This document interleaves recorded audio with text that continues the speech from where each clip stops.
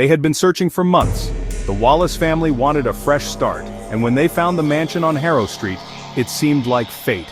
A towering Victorian house, grand staircases, endless corridors, tall windows that caught the sunset in shades of crimson.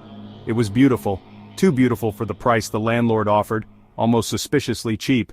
When Mrs. Wallace asked why, the landlord's face twitched slightly. People don't stay here long. It's drafty old houses grown. The Wallaces laughed. A house can't scare them away, or so they thought. The first night was quiet, almost too quiet. Boxes cluttered the hallways and the smell of old wood lingered in the air. But just past midnight, Mrs. Wallace woke up. Her heart pounded, though she didn't know why, and then she heard it, breathing. Not her husband's, not her children's. This was deeper, slower. The walls seemed to inhale, groaning with each pull of air, then exhale with a low, guttural sigh. He listened. The sound faded. Gone, as if swallowed by silence. He told her it was just the pipes or the wood shifting, but when she pressed her ear against the wall, it pulsed. The next morning their son Ethan ran downstairs pale as a ghost. Mom, my room is alive! When I touched the wall, it pushed back. It smells like breath in my room, like someone's mouth is right next to me.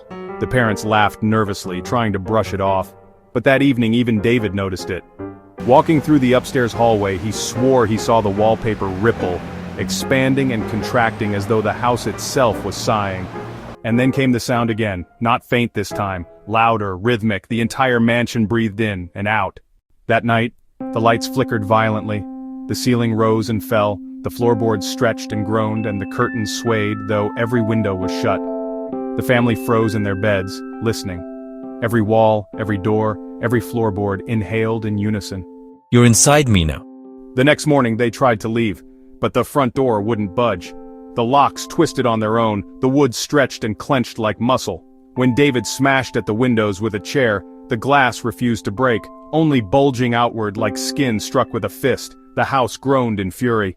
Claire screamed as the wallpaper in the hall began to bulge, faces pressing through as though people were trapped inside, mouths opening in silent screams.